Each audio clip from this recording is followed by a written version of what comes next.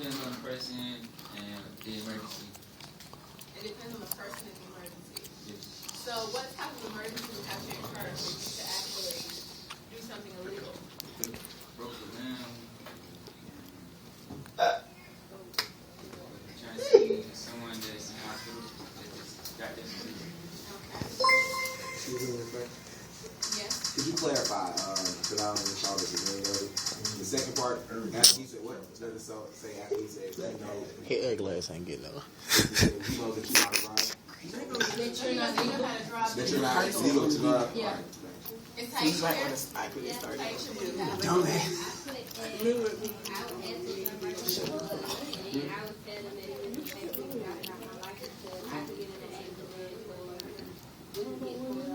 Very good.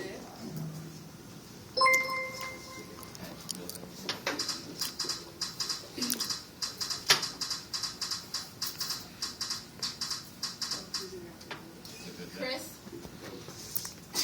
Brown. I got some tests. No shit, Sherlock. Hold on, we'll do one more question, and I'll start calling you out. Put me in. Ricky Bailey. It depends on the relationship, the friendship I have with the person. Like, and if they a good person, and I know that it'll mean something to them if I did it for them. Then yeah, I'll probably. Okay, so it just depends on the person. You don't care about the fact that it's illegal for you to do it. Would anyone else like to respond? Me? I said it depends on the emergency and who the person is. The emergency and who the person is. I said I won't drive because anything can happen, and I would tell them to find somebody else. Erwin? In the case where I would ask to see how severe the problem is, like if it's an emergency, say that he's broken a couple of limbs and he can't move himself, then I would either call an ambulance, call someone who has license, or if it's to the point where, like, say his bone is broken and it failed an organ or something, then in that case I would probably drive myself. Anybody else? What do you have, Tanisha? I said I would tell my friends to come on because being a true friend, you would help them in any situation, whether breaking the law or not. You got a boogie in your nose. Oh, Jay Flash. Wait, that's my camera, bro. You gotta edit the sound out. All right, take out your book, open page 837. 8 as an apple. 837. You may try to redo that. They said what? She ain't got to show him the sound. Shut the fuck up. Damn. On the video. Bitch, It is on. damn. Man, I got something to say all the time. Shut the fuck up. But still, he ain't had to say it. Damn. You got the booger in you, dog. I do. Nah, I was just playing. Well, you say no. I'm gonna just start it in. Here goes that. I'm just playing. All right, so we're continuing with Julius Caesar. Today we have 1, 2, 3, 4, 5 parts plus the narrator. Can I be Brutus? Can I be the narrator? I'm about to go through the parts. We're going to do this up until lunchtime. After lunch, we're going to come back and redo that test. So be prepared for that afterwards. All right, Tanisha, Brutus. Happy Cassius. Casca, who wants to do Casca? Cassius. I'll be Brutus. I'd be Antonio. Anthony. Antonio. Excuse me, Brutus is already taken. Can I be Brutus? Cicero. My girl got Brutus. And the last one, Senna. Chris. I'll be Natalie. So we have Quenisha as Brutus, Casca, Cassius, Erwin is Cicero, Chris is Senna, and Destiny is the narrator. Now we're starting on page 837. And when we left off at the line 275 with Brutus, where it says, and after that he came to That look good. that way. We left off where? Right here. 275. Line 275. 837. Are we ready? All right, Brutus, let's go. Okay. And after all that, he came thus sad away. Hey, did this sir say anything? Hey, he spoke Greek. To what effect? Nay, and I tell you that I near looked you in the face again, but those that understood him smiled at one another and shook their heads. But for my own part, it was Greek to me. It could tell you more news to Marulus and Flavius for pulling scars off Caesar's images and put to silence. Fare you well. There were more foolery yet, if I could remember it. Will you sup with me tonight, Captain? No, I am promised for. Will you dine with me tomorrow? Hey, if I be alive and you mind hold, and you dinner worth the eating, dinner worth the eating. Good. I will expect you. Do so, farewell both. What a blunt. Felt like this is grown to be. So is he now? I want to take the hood. Oh, you wasn't. He was good messing with. He went to school. So, oh, go ahead. So is he now in execution of any bold or noble enterprise?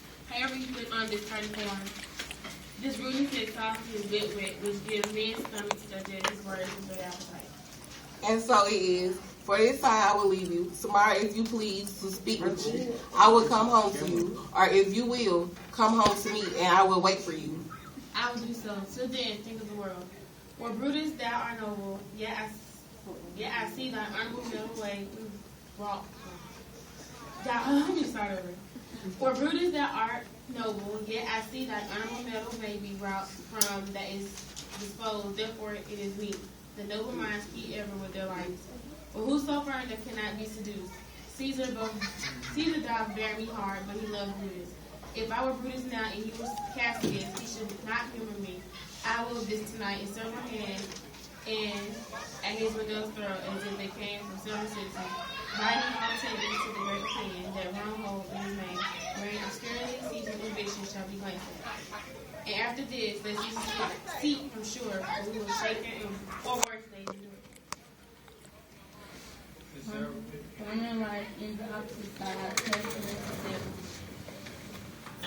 Good evening, Casca. Brought you Caesar home? Why are you breathless, and why stare you so? Are not you moved when all the swell of earth shakes like a can of fire over Cicero? I have seen tempest with the scolding wind have rived the naughty oaks, and I have seen the ambitious ocean sweat and rage and foam to be exalted with the threatening clouds, but never till tonight, never till now, do I go through a tempest dropping fire. If there is a single strip in heaven, or else the word strife in heaven, or else the word too saucy with the gods, and ceases them to send instructions. Why? Saw you anything more wonderful? A common slave, you know him well by sight, held up his left hand, which did flame and burn like 20 torches joined, and yet his hand, not sensible or fire, remained unscorched. What it is? Scorched. Besides, I had not since put up my sword against the capital. I met a lion who glanced upon me and went surly by without knowing me, and there were drawn upon a heap 100 ghastly women, transformed with their fear, who swore they saw men all in fire walk up and down the street. And yesterday the bird of night did sit, even at noonday, upon the marketplace, hooting and shrinking, when their prodigies do so conjointly meet. Let not man say, these are their reasons. They are natural, for I believe they are portentous things unto the climate that they point upon. Indeed, it is a strange, disclosed time. But men may construe things after their fashion. Clean from the purpose of things themselves, comes Caesar to the capital tomorrow. He doth, for he did bid Antonius send word to you he would be there tomorrow. Good night, then, Casca. This disturbed sky is not to walk in. Farewell, Cicero. Let's stop right there for a second. Let's get back to that big block of writing that Casca just read. Before we talk about omens, these are negative things that happen that kind of foreshadow negative things that are to come. Within what she just read, there are three things, three bad things that have happened. Can you point out what they are? There are three omens. These are three strange things that have happened. What do you have, Irwin? The men walking up and down the streets. Okay, there was a man. He was aflame, but his skin was not burning. He was just on fire, and his skin was not burning. So that's one thing. You see anything else? With the lion walking past. Yes, there was a lion amongst the regular people in the marketplace, just walking up and down like he was just in his regular habitat. What else? The bird of the night in noonday. Yes, the bird of the night was in noonday. This would be a nightingale. In literature, you have two birds that they speak of. There's a lark, which is known to be out in the daytime, and then there's a nightingale, which is usually out within the nighttime. And during this day, there was a nightingale that was out during the day. So these are the three negative omens that they saw. All right, let's continue on. Who's there? A Roman. Casca by your voice. Your ear is good. Case. What it is? Cassius. What night is this? And very pleasant nights on his man. Whoever knew the heaven made it so. Those that have known the earth so full of faults. From afar I have walked about the streets, submitting me unto the perilous night, and thus embraced Casca, as you see, have buried my bosses Blush. stone. And when the clouds blew like they seemed to open the breast of heaven, I did present myself, even in the aim of their flashing. But wherefore did you so much tempt the heavens? It is the part of man to fear and tremble with the most mighty gods, but token saying such dreadful perils to astonish us. You are dull, Casca, and those sparks of light that should be in a Roman, you do one, or you do not. You look pale and gay, but put on fear and cast yourself in wonder, to see the strange impatience of the heavens. But if you consider the true cause for all these fires, for all these sliding ghosts, while birds and beasts from quality and kind, while old men, fools, and children calculate, while all these things change from their ordinance, their natures, and preferred faculty, to much is quality, why you shall find that heaven hath infused them with these spirits, to make them instruments of fear and wonder unto so monstrous state.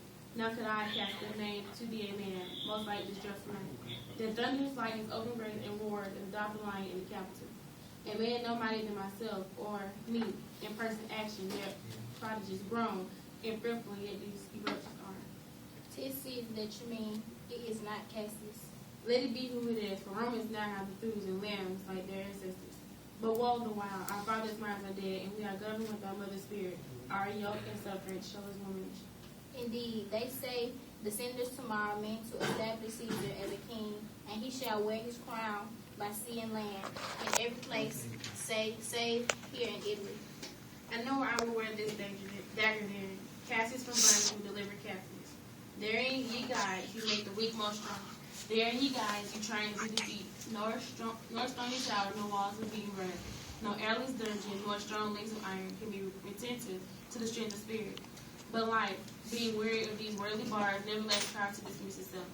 If I know this, know all the world besides, that part of my tyranny that I do bear, I can shake all this pleasure.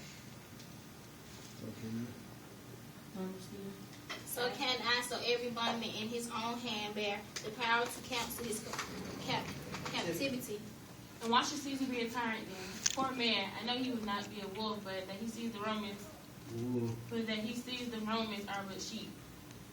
He were no lion. We're not Roman hinds. Those that were cased to abate a mighty fire. Beginning with weak straws, with what trash is wrong, what rubbish, or what offal, when it serves for the base matter to illuminate. So thou a thing is Caesar, but oh grief, where hast thou led me? I perhaps speak before a willing bondman, then I know my answer must be made. But I am armed and dangerous, are to me indifferent. You speak to Casca, and to such a man there is no flaring telltale. Hold my hand, be facetious, for redress of all these grief, and I will set the foot of mine as far as who goes farthest. There's a bargain made.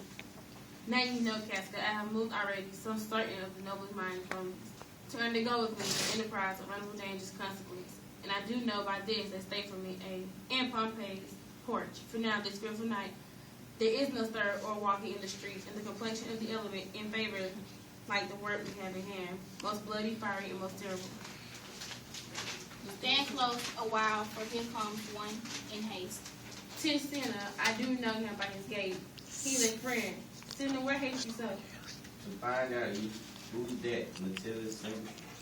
No, his casket won't incorporate to our intent. And when I stay in for Sidney, I am glad on what a fearful night is this.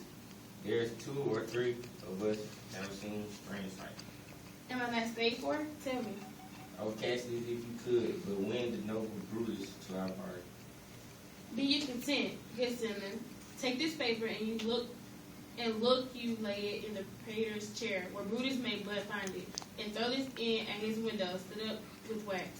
Upon our Brutus statue, on this done, repair the Pompey's porch, where you shall find us. Is Decius, Brutus, and Trebonius there? All but Matilda Singer, and he's going to seek you at your house. Well, I will hide, and so bestow these papers as you beg.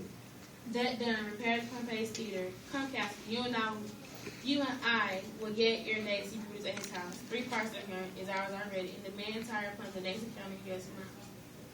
Oh, he sits high in all the people's heart, and that which will appear offense in us, his countenance, like riches, alchemy, will change to virtue and to workness.